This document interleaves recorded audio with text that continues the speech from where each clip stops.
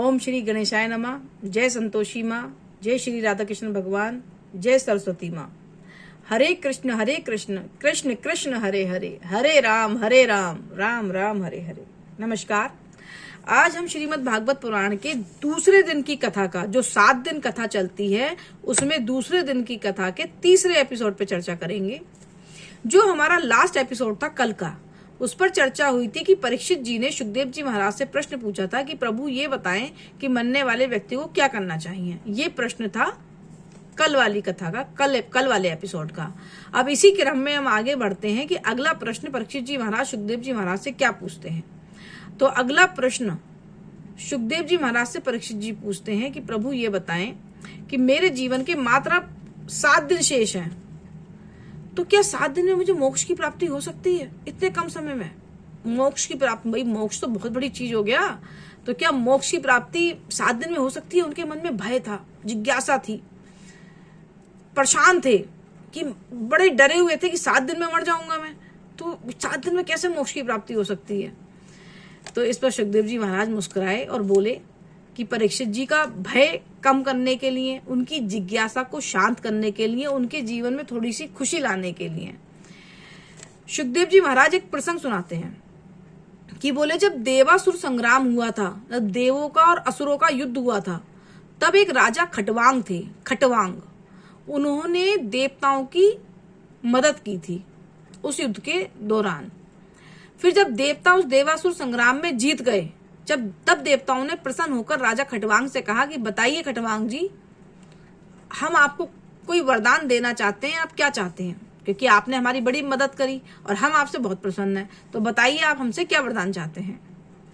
तो इस पर राजा खटवांग क्या कहते हैं कि प्रभु बस मुझे इतना बता दीजिए कि मेरे जीवन का अभी कितना समय शेष है, मैं कितनी आयु तक अभी और जीऊंगा।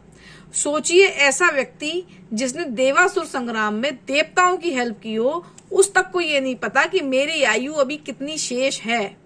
तो हम लोगों को पता होगा कि हमारी आयु कितनी शेष है। जिन्होंने देवताओं की हेल्प करके असुरों पे जीत दिलवाई, उन्हें नहीं पता था कि मेरी आयु अभी कितनी शेष है। वही बात हो गई, समान 100 बरस का और पल की खबर नहीं। तो इस पर देवता कहते हैं कि भाई आपकी 48 घंटे की आयु शेष है। 48 घंटे। अब एकदम से वो शॉक्ड हो गए, बोले मात्र 48 घंटे की आयु शेष है, अब इसमें क्या हो पाएगा? तो वो देवताओं से कहते हैं कि अगर आप मेरी हेल्प करना चाहते हैं तो मेरी बस इतनी हेल्प कर दीजिए कि मुझे गंगा के किनारे ले चलिए। मैं गंगा के किनारे जाके बचे हुए 48 घंटों में हरिनाम संकीर्तन करना चाहता हूँ। तो देवताओं ने उनकी इस इच्छा को पूरा किया, उन्हें गंगा के किनारे पहुंचाया। वहां जाके उन्होंने हरिनाम संकीर्तन करा। हरिनाम संकीर्तन क्या? हरे कृष्ण कृष्ण कृष्ण हरे हरे, हरे राम राम राम हरे हरे। ये हुआ हरिनाम संकीर्तन। ये हरिनाम संकीर्तन उन्होंने गंगा के किनारे जाके अपने बचे हुए जीवन के 48 घंटे जो बचे थे उसमें किया, और जिससे उन्हें बाद में मोक्ष की प्राप्ति हुई। तो इतना महत्वपूर्ण है हरिनाम संकीर्तन, इसलिए मैं बार बार इस हर वीडियो में कहती हूँ कि हरिनाम संकीर्तन करिए। तो ये सुनकर परीक्षित जी का भय थोड़ा कम हुआ कि उनके पास तो मात्र 48 घंटे थी, मेरे पास तो 7 दिन है। तो उनका भय कम हुआ, थोड़ा उनके चेहरे पे मुस्कुराहट आई, थोड़ी खुशी मिली। अब इसी क्रम में आगे परीक्षित जी अगला प्रश्न पूछते हैं सुखदेव जी महाराज से कि प्रभु ये बताए कि कोई व्यक्ति भजन करना चाहता है, भगवान का नाम लेना चाहता है, पर उसका ध्यान भंग होता है, तमाम चीजों में उसका ध्यान चला जाता है। भगवान में बहुत जाता तो है बड़े मन से, जो बहुत मन से जाते हैं, मैं उनकी भी बात बता रही हूँ कि जो बहुत मन से श्रद्धा से भजन करने जा रहे हैं उनका भी ध्यान बट जाता है। कि भाई कोई ऐसा साधन बताएं कि जब हम भजन कर रहे हो तो हमारा वहां से ध्यान ना भटके। सोचिए कितना कितना कितना महत्वपूर्ण प्रश्न है कि भजन करते समय हमारा ध्यान ना भटके। कोई ऐसा साधन बताएं, कितना महत्वपूर्ण प्रश्न है। मेरे हिसाब से तो ये बहुत ज्यादा महत्वपूर्ण प्रश्न है। अच्छा, यह प्रश्न से उनको भी लाभ मिलेगा जो विद्यार्थी हैं।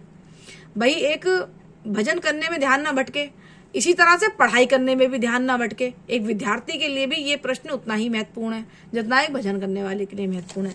तो इस पर वो क्या कहते हैं सुखदेव जी महाराज, एक श्लोक सुनाते हैं। श्लोक है जितासनो जित श्वासो जित संगो जितेंद्रिये, स्थूले भगवते रूपे मनहा संधार येध्या। इसका अर्थ है कि जिस 4 बातों का ध्यान रखना है। पहली बात कि जिस स्थान पर बैठकर आप भजन कर रहे हैं वो शुद्ध साफ सुथरा होना चाहिए। ये सुखदेव जी महाराज कह रहे हैं परीक्षित जी से कि जिस स्थान पर आप बैठ के भजन कर रहे हैं वो स्थान बहुत शुद्ध और बहुत साफ सुथरा होना चाहिए। दूसरी बात, आपका जो शरीर है वो निरोगी होना चाहिए, क्योंकि अगर शरीर में कहीं कोई पीड़ा है तो आपका ध्यान वहीं जाएगा। नेचुरल सी बात है भाई, शरीर में तकलीफ है तो हमारा ध्यान वहीं जाता है। तो शरीर निरोगी रहे इसका पूरा प्रयास किया जाए कि उचित खान पान हो और व्यायाम हो, शरीर का ध्यान रखा जाए, तभी तो आपका ध्यान आपके शरीर की तकलीफ होगी नहीं तो तकलीफ पे ध्यान क्यों जाएगा। गरिष्ठ भोजन ना हो, गरिष्ठ भोजन होगा डाइजेस्ट नहीं होगा, दिक्कत होगी। तो खाने का तो बहुत ज्यादा इफेक्ट पड़ता है। तो भोजन बहुत सात्विक बताया गया है कि जिसका भोजन सात्विक होगा उसका सब शरीर का सिस्टम ठीक रहेगा, पेट ठीक रहेगा, जिसका पेट ठीक उसका सब कुछ ठीक। तो आपका मुंह उन्होंने तो ये कहा कि शरीर निरोगी हो, तो शरीर निरोगी के लिए व्यायाम हो, उचित डाइट हो, उचित भोजन हो। तीसरा उन्होंने बताया कि आप अच्छे लोगों का साथ करें। अब असत्संगियों का साथ करेंगे तो जब आप भजन करने की एक बार आपने असत्संगी के सामने ये बोल दिया ना सत्संग का शौकीन नहीं है उसके सामने आपने ये बोल दिया कि मैं सत्संग करने जा रहा हूँ या भजन करने जा रहा हूँ, कि अरे यार रुक जा, बुढ़ापा आ गया कि जो अभी से पूजा पाठ में लग गया। बैठ, बातें करेंगे, इधर उधर की बातें करेंगे, इस बार मोदी जी जीत रहे हैं, कौन जीत रहा है, ये सब बातें करेंगे। तो आपका जो साथ है वो सही होना चाहिए। अच्छा, कहते हैं ना बिना हरि कृपा मिले नहीं संता, तो इसके लिए भी हरि से प्रार्थना कीजिए कि मुझे जो है संतों का साथ मिले, तो सत्संगियों का आपका साथ हो। चौथी बात कहते हैं कि इंद्रियां आपके वश में हो। अब आप भजन करने बैठे, भूख लगने लगी, नींद आने लगी, कहीं घूमने जाने का मन होने लगा, तो इंद्रियों को कंट्रोल में करने की बात की, नहीं भूख लग रही है बाद में खाएंगे, पहले भजन करने दो, या फिर खा के बैठो। मतलब कुछ ऐसी व्यवस्था हो कि इंद्रियों को वश में करना है अपनी, कि इंद्रियों के पीछे नहीं भागना कि नींद आ रही है तो सोने चले गए, नहीं। अच्छा, इंद्रियां वश में रहने के लिए भी स्वास्थ्य का अच्छा होना बहुत जरूरी है। जब स्वास्थ्य गड़बड़ है तो सब गड़बड़ है। तो ये 4 बातें बताई कि शुद्ध आसन हो, शरीर पर नियंत्रण हो, बीमार ना हो, संगत सही हो गलत लोगों का साथ ना हो, और चौथा इंद्रिया वश में हो। ये चारों चीजें विद्यार्थी पे भी लागू होती हैं कि उसके पढ़ने का स्थान साफ सुथरा हो, गंदगी में तो कुछ भी काम अच्छा हो ही नहीं सकता। दूसरी बात, उसके देखिए मित्र कैसे हैं, कहीं उसे पढ़ाई से भटका तो नहीं रहे, उसका जो खान पान है वो ऐसा तो नहीं है गरिष्ठ है कि उसे नींद आ रही है, आए दिन तबीयत खराब हो रही है। चौथा, इंद्रियां वश में हो। ये 4 साधन उन्होंने बताया कि भजन करते समय डिस्टर्बेंस ना हो उसके लिए। तो आज के सेशन में 2 प्रश्नों पर चर्चा हुई। एक तो परीक्षित जी ने सुखदेव जी महाराज से पूछा कि मेरे पास 7 ही दिन शेष हैं, तो क्या 7 दिन सफिशिएंट है मोक्ष की प्राप्ति के लिए और भजन करते समय हमारा ध्यान ना भटके उसके लिए हम क्या करें। तो आज इन 2 प्रश्नों पर चर्चा हुई। आज श्रीमद् भागवत पुराण के दूसरे दिन की कथा का ये 3रा एपिसोड पे आज हमने चर्चा की है। कल हम मिलेंगे दूसरे दिन की कथा के 4थे एपिसोड पे।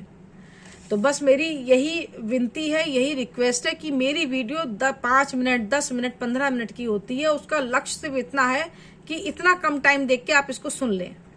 मेरा लक्ष्य बस इतना है कि श्रीमद् भागवत पुराण की जो कथा मैं कर रही हूँ ये कैसे करके आपके कानों तक पहुंच जाए, आप सुन लें इसको।